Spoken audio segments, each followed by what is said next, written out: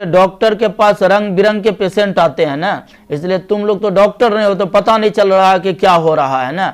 हम चूंकि पेशेंट हो और हम लोग चूंकि डॉक्टर हैं, हमारे पास शरीर के हर भाग वाले रोगी आते जाते रहते हैं।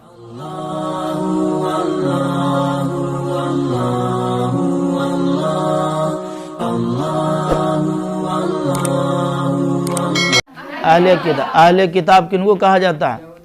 यहूदी और नसारा। अब एक मसला यहाँ पर समझो, यहूदी और नसारा से शादी का मसला होता है कि शादी करना यहूदी और नसारा से जायज़ है या नहीं है। यहूदी और नसारा लोगों से हम अगर शादी करेंगे तो वो शादी हमारी जायज़ होगी या शायद ही जायज़ नहीं होगी, चूँकि वो भी आसमानी किताब के मानने वाले हैं लेकिन वो मुसलमान नहीं है।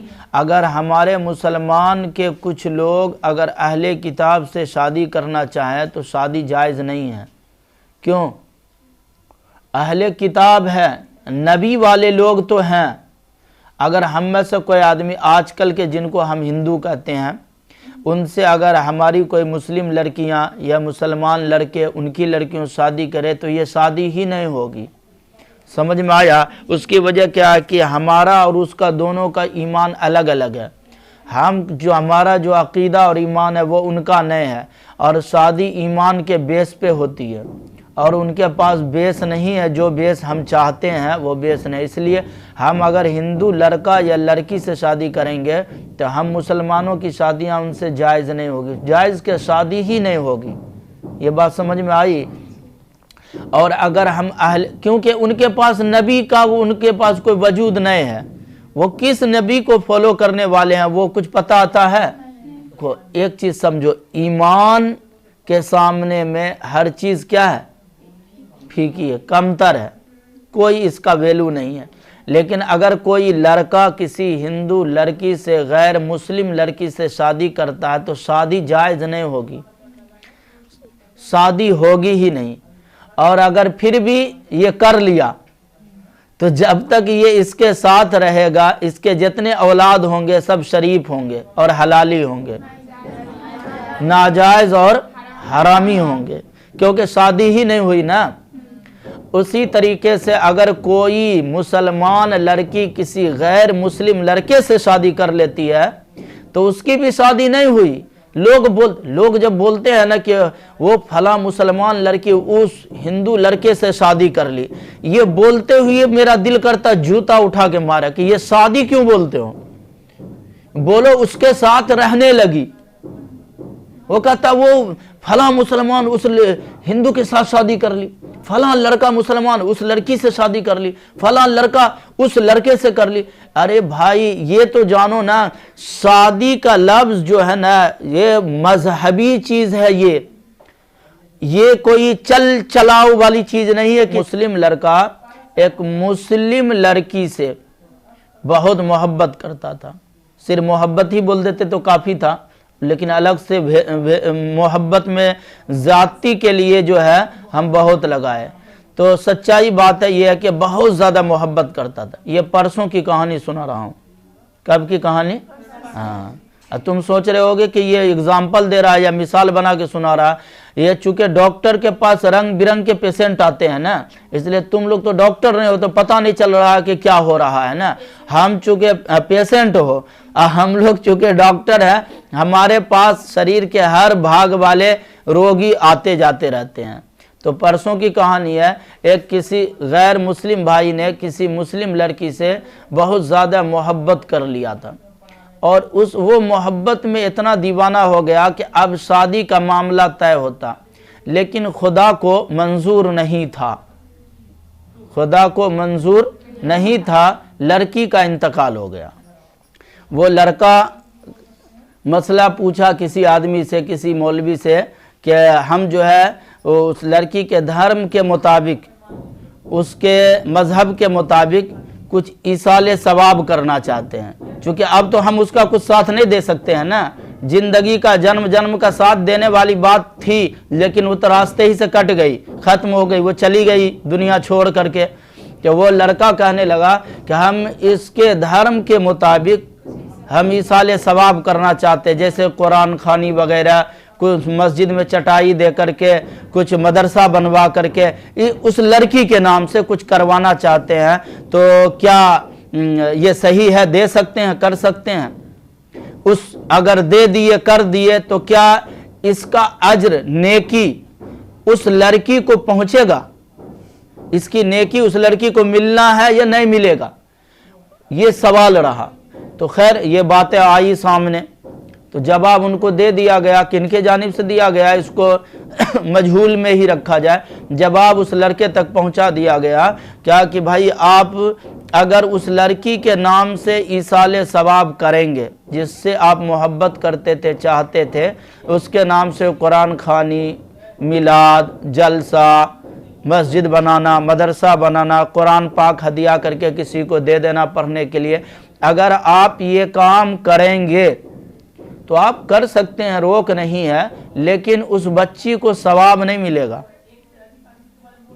जिस लड़की के नाम से आप दे रहे हैं ना, उसको सवाब नहीं मिलेगा। अब ये एक सवाल खड़ा होगा ना कि उसको सवाब क्यों नहीं मिलेगा? उस लड़के ने तो कुरान पढ़वाया है ना, उस लड़के ने तो मस्जिद में पैसा लगवाया है ना, उसने तो मदरसा बनवाया, तो सवाब तो मिलना चाहिए उस लड़की को जो मर गई है, लेकिन सवाब नहीं मिलेगा। क्यों? सवाब के लिए और ईसाले सवाब के लिए ईमान शर्त है। सवाब अज्र के लिए, ईसाले सवाब के लिए ये ईमान शर्त है। जो दे रहा है ना उसके पास यही टिकट नहीं है, इसलिए पहुंचेगा नहीं, इसलिए बगैर टिकट के ये पहुंचेगा ही नहीं। लाखों करोड़ों रुपया का कोई शख्स मालिक हो, मान लीजिए कि हम जो है 10 लाख करोड़ का मालिक है, अब है नहीं, अब कहीं यूट्यूब वाले पकड़ करके और देखेगा इतना बड़ा आदमी है, चलो टैक्स बांध दे, तो यो बहाने कम से कम फेमस तो हो जाएंगे ना। है ये भी चलो आओ टैक्स बांधो, छानबीन करो। मान लीजिए कि हमारे पास हम 10 करोड़ रुपया का मालिक है, ठीक है, और हम हेलीकॉप्टर से कहीं जाना चाहते हैं और टिकट नहीं लिए, लेकिन इतना माल लेके हम जा रहे हैं, इतना पैसा लेकर के 10 लाख करोड़ रुपया लेकर के हम जा रहे हैं, और टिकट होगा, हम मान लो दिल्ली से जाना चाहेंगे बम्बई, तो 10-12 हजार रुपये, 15 हजार रुपये, बढ़िया अगर अच्छा जो जहाज मिल गया तो 20 हजार रुपये, अगर मान लो मैक्सिमम 20 हजार रुपये खर्च हो रहे हैं। अब मेरे पास 10 लाख करोड़ रुपया है लेकिन टिकट नहीं है, हमको प्लेन पे बैठने मिल जाएगा? अरे 20 हजार रुपये का टिकट है, लेकिन पैसा तो मेरे पास है ना 50 लाख करोड़, तो नहीं मिलेगा बैठने? नहीं मिलेगा। पैसा का वहां पे कुछ भी नहीं चलेगा अगर हमारे पास फूटी कौड़ी भी ना हो, कुछ भी ना हो, जेब सब फटी हुई हो, टोटल जेब फटी हुई हो, अंदर बाहर सब जेब फटी हुई हो, एक चवन्नी भी जेब में ना हो, लेकिन प्लेन का टिकट मेरे पास हो। अब बताओ मुझे बैठने देगा या नहीं देगा? बैठने दे देगा ना। मालूम होता है प्लेन में बैठने के लिए टिकट शर्त है, पैसा शर्त नहीं है। नेकी के लिए जो है ना, सवाब और इसाले सवाब के लिए ईमान शर्त है। ये नहीं देखा जाएगा 10 लाख रुपए की मस्जिद बना दिया काहे न कबूल होगा, 50 लाख रुपए का मदरसा बनवा दिया, क्यों नहीं कबूल होगा? ये कबूल होगा ही नहीं, क्योंकि टिकट ही नहीं है। तो ये बात समझ में आई ना। तो सवाब और इसाले सवाब के लिए क्या चीज शर्त है? ईमान शर्त है। और उस लड़के को जो सवाब, उस बच्ची को, लड़की को जो नहीं मिलेगा, किस बुनियाद पर? ईमान नहीं होने की बुनियाद पर करने वाले के ये अज्र उन तक नहीं पहुंचेगा। अच्छा ये बातें समझ गई ना। लेकिन ये अफसोस, एक बहुत बड़ा समझो ये दुख और सदमे की बात ये है, हम लोग सुना करते थे फलां जगह फलां लड़की फलां लड़के के साथ भाग के शादी कर ली, फलां जगह फलां लड़का फलां लड़की को लेके भाग गया और शादी कर लिया। दोनों का मजहब और धर्म क्या है? चेंज है, अलग अलग। ये सुनते थे, लेकिन बहुत अफसोस का मकाम होता है कि जब अपने गांव, शहर और अपने जिला में ये घटना होने लगी। अब तो घर घर ये बीमारियां हो गई ना, गांव गांव ये बीमारियां हो गई है कि हर आदमी अब ये हो क्यों रहा है? कल परसों का वाकयात है, ये इस तरह की घटना हुआ आसपास में, और दोनों खुश खुश रह रहे हैं, دونوں لوگ خوش خوش رہ رہے ہیں۔ ایسی بہن بیٹیوں سے ایک ہی گزارش کی جائے گی کہ تم چند دنوں کی خوشی کے لیے اپنے دھرم سے جو تو نے ہاتھ دھویا ہے نا، یہ نہ تو تم کو دنیا میں چین اور سکون ملے گا نہ آخرت میں۔ اس شادی سے چین اور سکون نہیں مل سکتا ہے۔ کیوں؟ ایک نقطہ پہ غور کرو۔ شادی کے لیے قرآن پاک میں ایک لفظ آیا ہے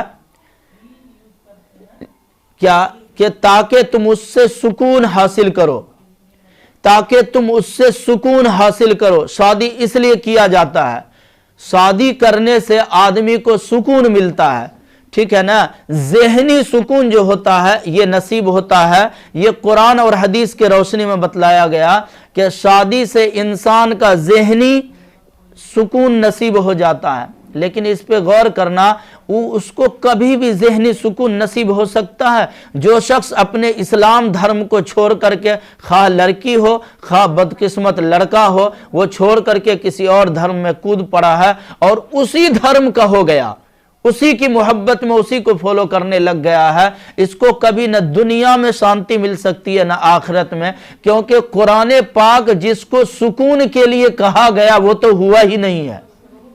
وہ کہا شادی کی جاتی ہے سکون کے لیے، یہ شادی ہوئی ہے، یہ تو بھاگا بھاگی ہوئی ہے نا۔ اس لیے اس سے سکون حاصل کرنا یہ اور سکون کی خواہش رکھنا یہ بالکل ہی سمجھو کہ بہت بڑی حماقت، نادانی، بے وقوفی ہے۔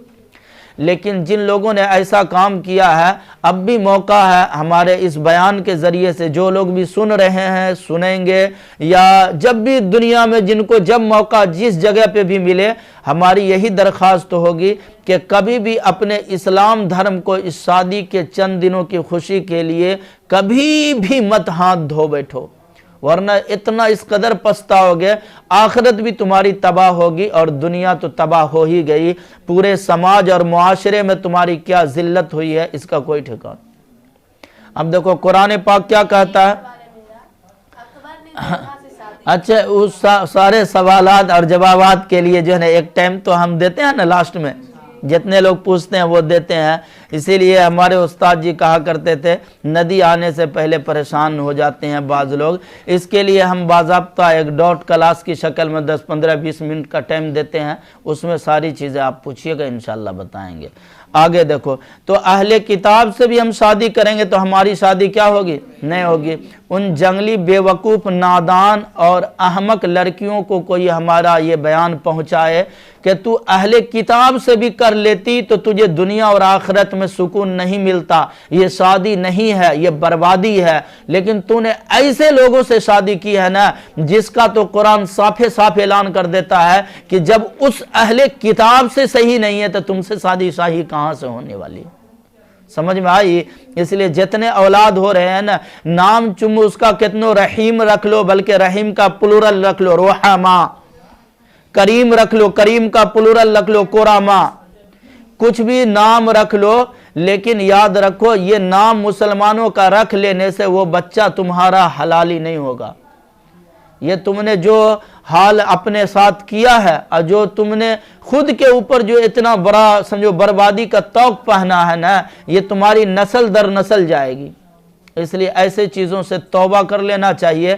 شادی بیاہ کے چند دنوں کی خوشی کے لیے اپنے دھرم کو چھوڑنا نہایت بدقسمتی ہے، اور اتنی بڑی بدقسمتی ہے کہ دنیا اور آخرت دونوں اس کی اجڑ جاتی ہے۔ اللہ تعالیٰ ہم لوگوں کو اس سے بچنے کی توفیق دے۔ اگلی آیت میں دیکھو بابو، حتی تأتیہم البینہ، یہ اتنے ہر دھرم لوگ ہوتے ہیں کہ